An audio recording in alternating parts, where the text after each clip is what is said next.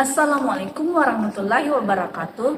Perkenalkan, nama saya Husni Syam dari UPT SMA Negeri 7 Wajo, peserta PPG Guru Tertentu Pilotin 2 tahun 2024 LPTK Universitas Negeri Makassar, bidang studi antropologi dengan NIM 24191949506. Ini adalah KTP saya.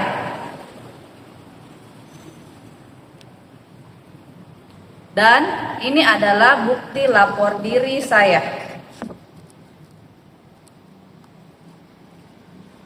Sebagai bukti keabsahan bahwa data yang saya kirimkan adalah benar. Terima kasih. Assalamualaikum. Waalaikumsalam. Oke, tolong disiapkan dulu sebelum kita memulai pembelajaran hari ini. Sudah siap, Bang? Sebelum belajar, marilah kita membaca doa. Doa dimulai.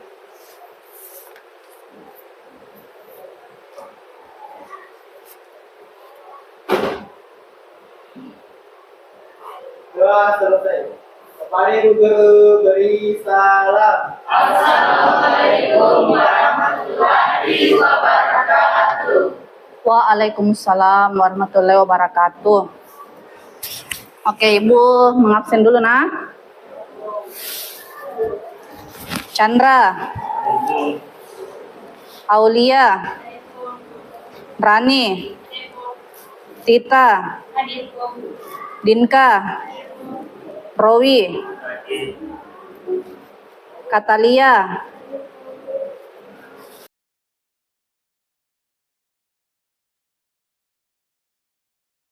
jadi sebelum kita memulai pembelajaran, kita ice breaking dulu, pemanasan, supaya semangat dalam menerima pelajaran.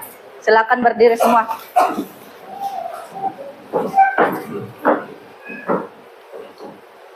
Ibu contohkan dulu Kalau Ibu bilang tepuk 1, tepuk 2, tepuk 3. Oke? Bisa? Bisa. Nah, begitu seterusnya Oke. Coba. Tepuk 1, tepuk 2, tepuk 3, tepuk 1 2 kali, tepuk 2 2 kali, tepuk 3. Oke, alhamdulillah semuanya. Oke, assalamualaikum warahmatullahi wabarakatuh. Waalaikumsalam warahmatullahi wabarakatuh. Bagaimana kabar kalian hari ini?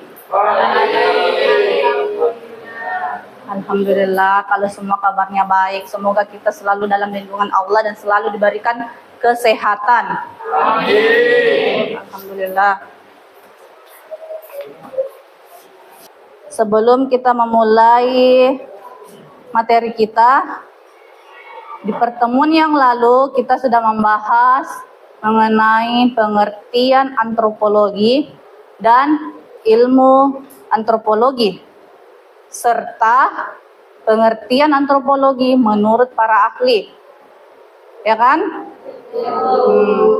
Oke, sekarang di pertemuan yang selanjutnya kita akan membahas mengenai miskonsepsi ilmu antropologi. Sebelum kita memulai miskonsepsi ilmu antropologi, Ibu mau bertanya dulu. Ada yang tahu apa itu miskonsepsi?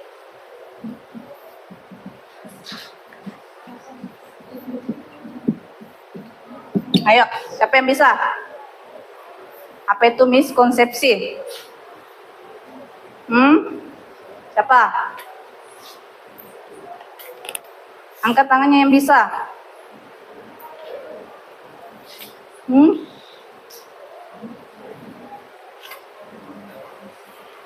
Coba ya, Widya. Ya. Jadi miskonsepsi adalah pandangan atau kepercayaan orang tentang informasi yang salah. Atau bisa disebut dengan miskomunikasi. Oke. Ya, jadi miskonsepsi itu adalah suatu kesalahpahaman persepsi. Toh? Kesalahpahaman persepsi. Di mana seseorang memiliki pandangan yang berbeda dengan pandangan orang lain.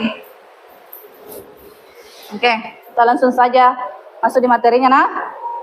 Yaitu miskonsepsi ilmu antropologi. Ibu harap semua catat, ya. Jadi naikkan semua bukunya dulu.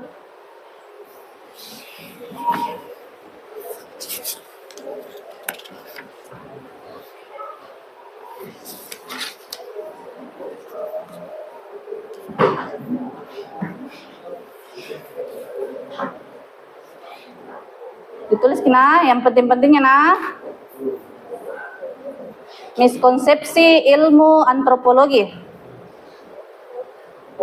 Yang pertama itu pengertian miskonsepsi. Pengertian miskonsepsi.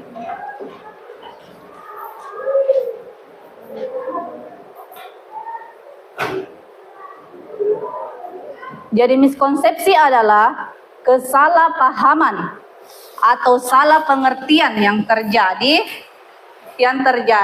ketika suatu konsep yang dipahami tidak sesuai dengan pengertian yang diterima secara ilmiah maupun oleh para ahli. Jadi suatu kesalahpahaman yang terjadi. Miskomunikasi contohnya toh. Misalnya Widya bilang buku, tetapi Fitra bilang pensil. Toh? Ya. Silakan dicatat dulu.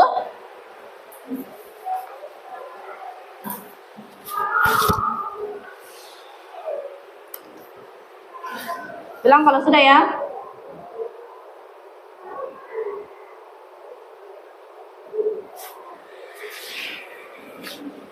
Oke, sudah metode di atas tuh?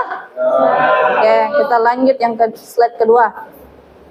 Terus, lantas apa sih miskonsepsi dari ilmu antropologi? Jadi Ibu mengambil salah satu pengertian ilmu antropologi, miskonsepsi ilmu antropologi menurut Doda pada tahun 2005. Ada beberapa kesalahpahaman dalam mengartikan ilmu antropologi. Yang pertama, antropologi terbatas pada studi tentang masyarakat primitif. Jadi banyak yang menyalahartikan ilmu antropologi itu hanya mengkaji mengenai masalah masyarakat primitif. Tapi sebenarnya tidak seperti itu. Mengapa? Karena bukan cuma masyarakat primitif yang mereka kaji. Jadi para antropolog tetap mempelajari juga masyarakat yang semakin maju dan kompleks. Jadi hingga saat ini para antropolog selalu mengembangkan penelitiannya. Jadi bukan hanya berfokus pada masyarakat primitif saja. Ya, boleh dicatat.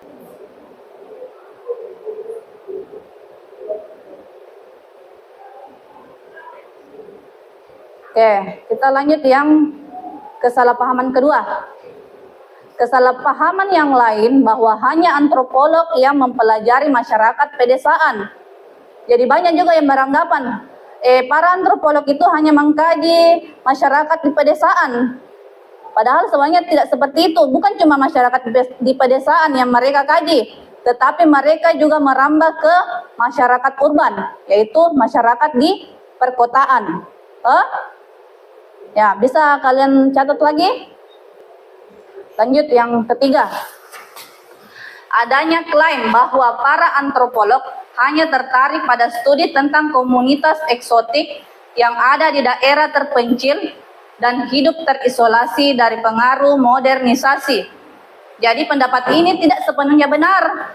Karena meski terdapat fakta sebagian besar antropolog melakukan kerja lapangan pada komunitas yang terisolasi, artinya yang ada di pelosok-pelosok toh, misalnya yang hampir kayak di hutan nih ceritanya toh, pahamnya kita.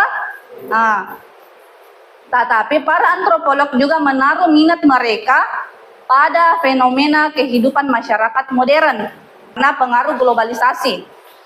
Silakan dicatat juga nak. Kita lanjut ke slide terakhir. Yang keempat itu, ada pula anggapan bahwa tujuan antropologi adalah belajar, menjaga, melestarikan hal kuno. Jadi banyak juga yang beranggapan ilmu antropologi itu hanya hal-hal kuno saja toh, enak aja. Padahal tidak. Bukan cuma hal kuno, tetapi hal-hal yang berbau yang sifatnya aneh, mereka juga kaji. Begitu.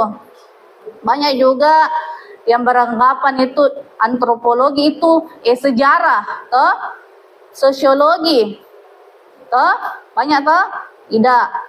Memang serumpun, tetapi ilmunya berbeda, toh. Sosiologi itu mengkaji masalah masyarakat, pola perilakunya masyarakat, toh.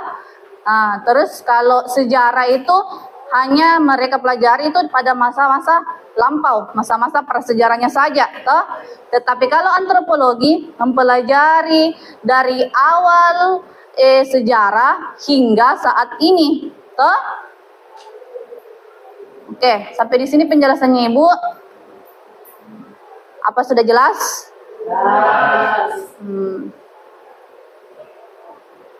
Oke.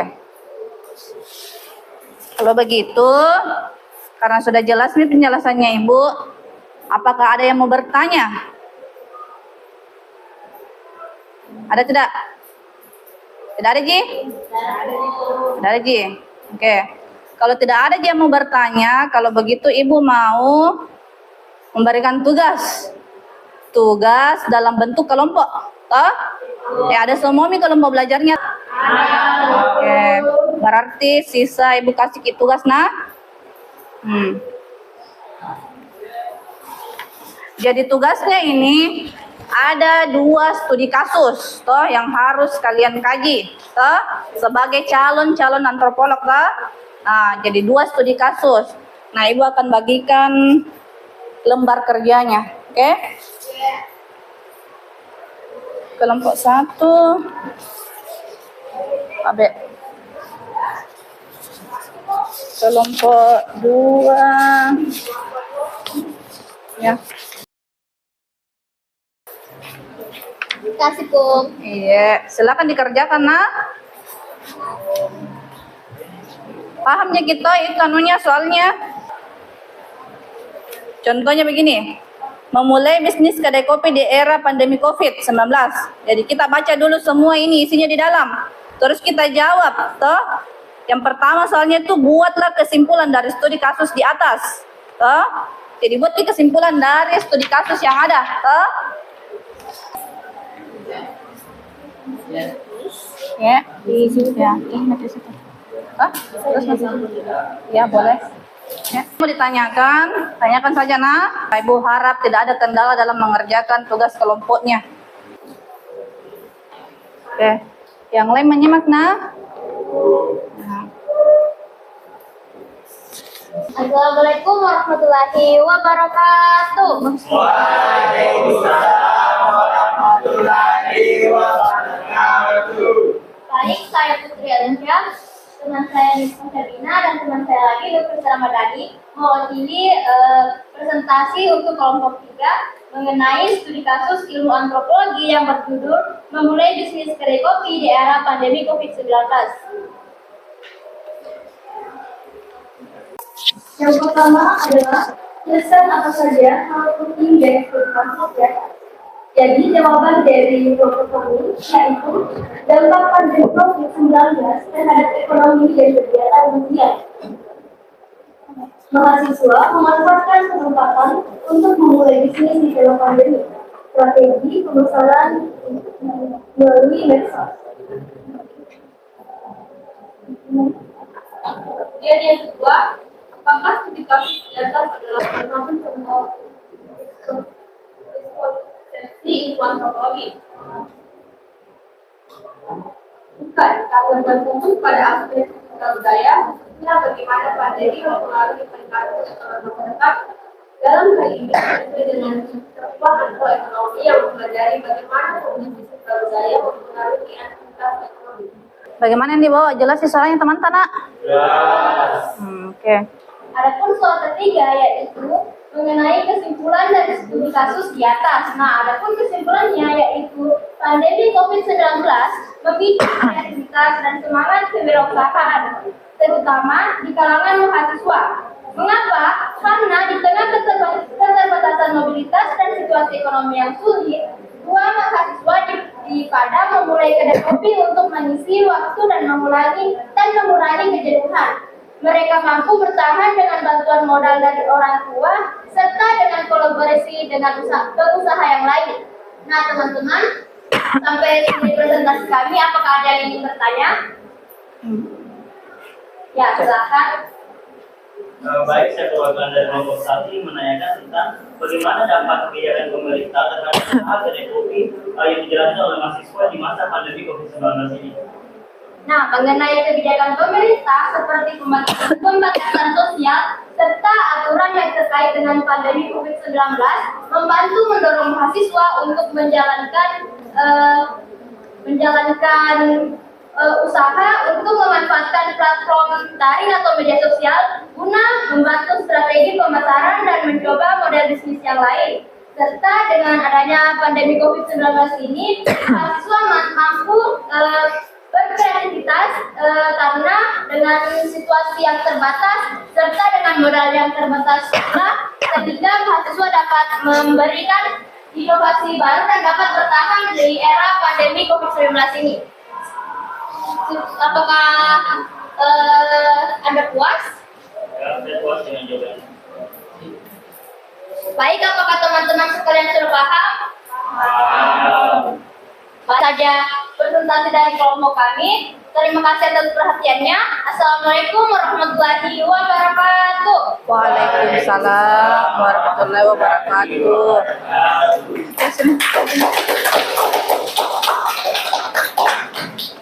Oke. Kelompok berapa lagi? Oke. Kelompoknya Widya.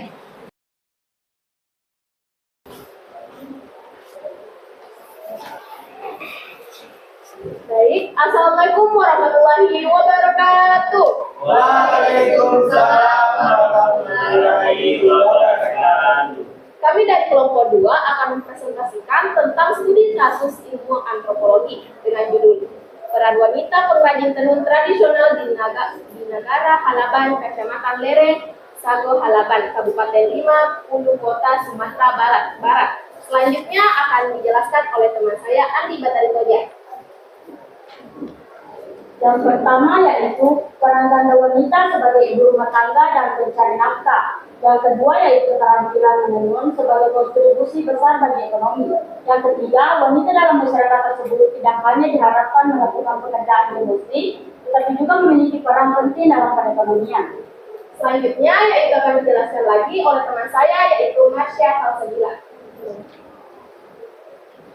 Apa studi kasus jagat adalah salah satu contoh miskonsepsi ilmu antropologi.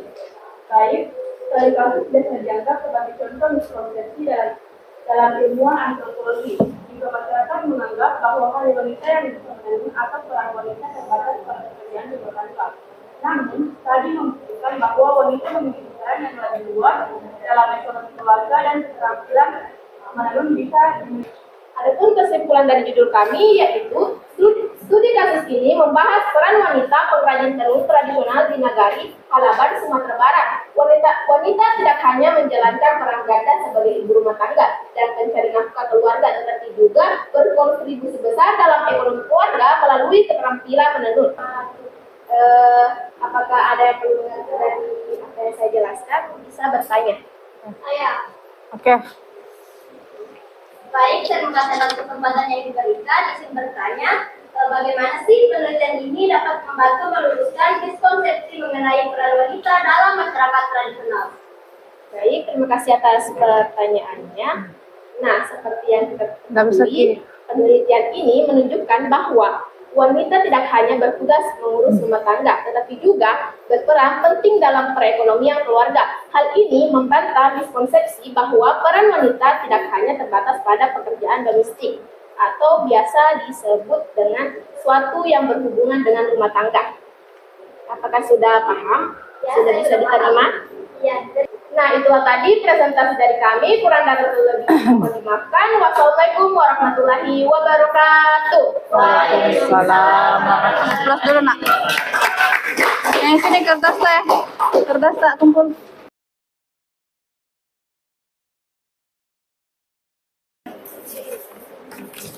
Assalamualaikum warahmatullahi wabarakatuh. Waalaikumsalam warahmatullahi wabarakatuh. Kami perwakilan dari kelompok 1 berkenan untuk mempresentasikan hasil pekerjaan kami. Kata yang pertama akan dijawab oleh tuliskan apa saja hal yang penting dari studi kasus di atas. Studi ini menyoroti dampak pandemi COVID-19 terhadap kewirausahaan mahasiswa di Indonesia. Contohnya 2 mahasiswa di Padang yang memulai bisnis kedai kopi karena jenuh di dunia perkuliahan dan tekanan ekonomi. Baik, Chef. Bagaimana pendiri mempengaruhi 2 mahasiswa untuk memulai kedai kopi dan strategi apa yang mereka pakai agar tetap berjalan? Baik, pandemi COVID-19 mendorong 2 pemuda mahasiswa di Padang untuk membuka kedai kopi baru karena terbatasnya pekerjaan. Dengan strategi pemasaran offline, penghematan biaya, serta menu inovatif yang terjangkau, mereka Yang lain sambil menunggu temannya, silakan buat refleksi dari pembelajaran hari ini, nah. Sambil menunggu temannya. Di kertas selembar. Oke? Bismillahirrahmanirrahim. Assalamualaikum warahmatullahi wabarakatuh. Waalaikumsalam warahmatullahi wabarakatuh. Kami perwakilan dari kelompok 4 akan mempresentasikan hasil kerja kelompok kami, yaitu peran wanita pengrajin tenun tradisional di Nagari Halaban, Kecamatan Lare, Sago Halaban, Kabupaten 50 Kota, Sumatera Barat, dan akan dibacakan oleh teman saya.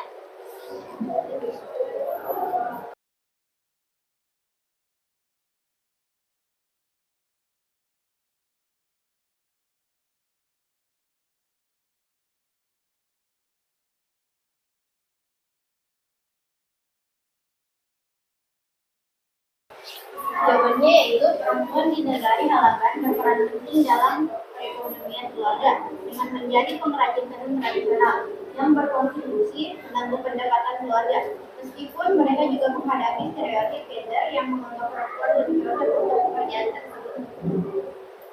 Gimana? Hasil kerja kelompok kami, lebih dan kurangnya mohon dimaafkan. Wabillahi taufiq wasadaq. Assalamualaikum warahmatullahi wabarakatuh. Waalaikumsalam warahmatullahi wabarakatuh.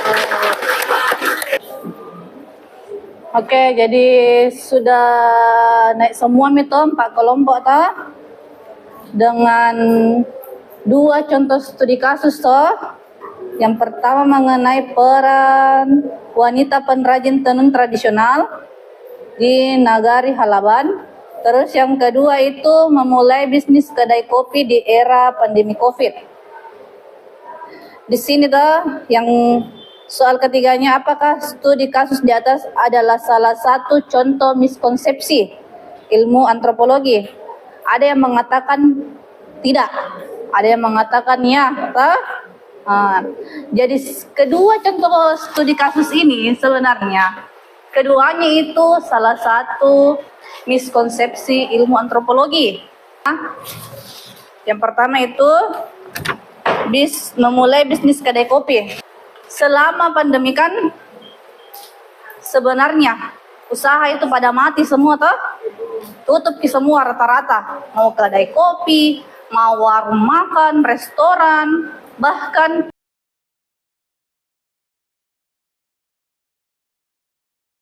awal-awal itu ulul ini rajin sholat, agamis, toh. Tetapi itu hanya pandangan pertamanya ibu saja, toh. Ternyata di luar itu ada hal-hal yang lain yang luar biasa yang ulul miliki, toh. Ya, kan? Terus mengenai studi kasus yang kedua itu peran wanita pengrajin tenun tradisional. Ini rata-rata yang menjawab adalah miskonsepsi, tak? Nah, ya, memang betul jawabannya miskonsepsi. Kenapa? Karena pada umumnya orang-orang itu menyalartikan perempuan itu hanya di rumah saja, tak? Padahal wanita itu multitalenta, pandai untuk bisa memiliki yang namanya peran ganda, serba bisa, tak? Yang laki-laki tidak bisa, perempuan bisa, tak? Chandra, mengerti ya kita? Miskonsepsi ilmu antropologi kita? Apa paling itu miskonsepsi? Jadi Bu, miskonsepsi itu adalah bagaimana cara seseorang atau kelompok masyarakat itu mensalahartikan atau mensalahpahamkan sesuatu. Oke, kalau siapa namanya? Alia, coba miskonsepsi itu apa?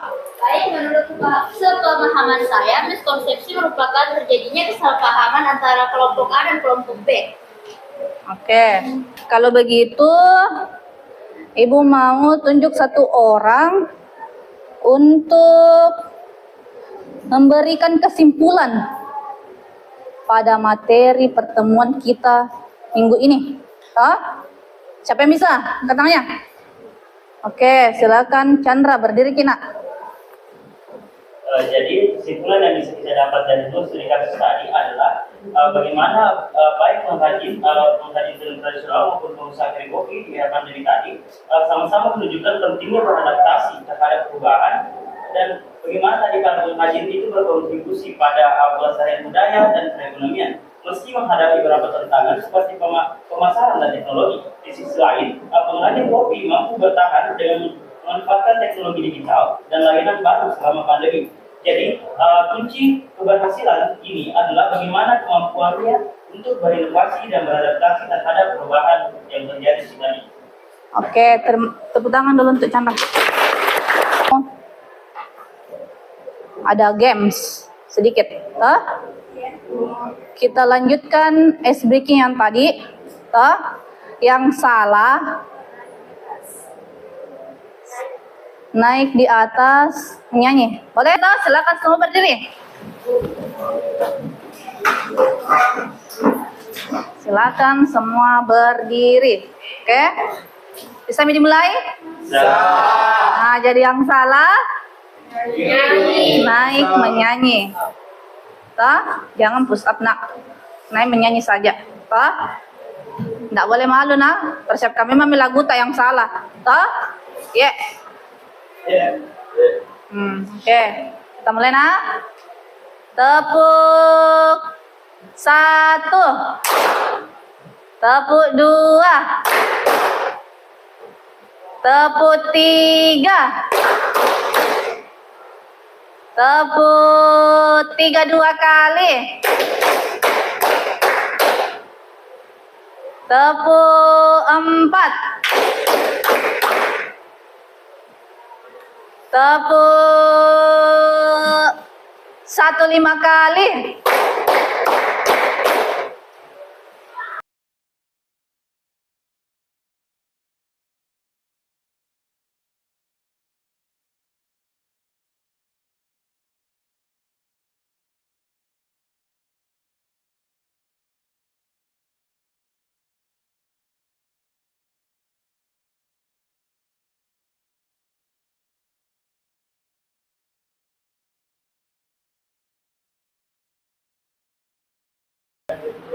Oke, alhamdulillah karena materi kita hari ini tuh sudah berjalan lancar, semua sudah mengerti, sudah mengerti. Semoga kedepannya pembelajaran kita lebih baik lagi, ya. Ibu harapkan lebih serius lagi dalam belajar, lebih fokus lagi, lebih baik lagi. Ibu berharap semuanya lebih fokus Kina, apalagi kita ini sudah hampir naik di kelas 12 ya. Sudah hampir makin naik di kelas 12, jadi kurang-kurangi mainnya lebih fokus lagi dalam belajar, dalam menerima pelajaran. Mana ketua kelas? Oke, ketua kelas tutup nih pertemuan hari ini dengan berdoa. Sebelum kita mengakhiri pembelajaran hari ini, marilah kita tutup dengan mengucapkan basmalah dan membaca doa. Doa dimulai.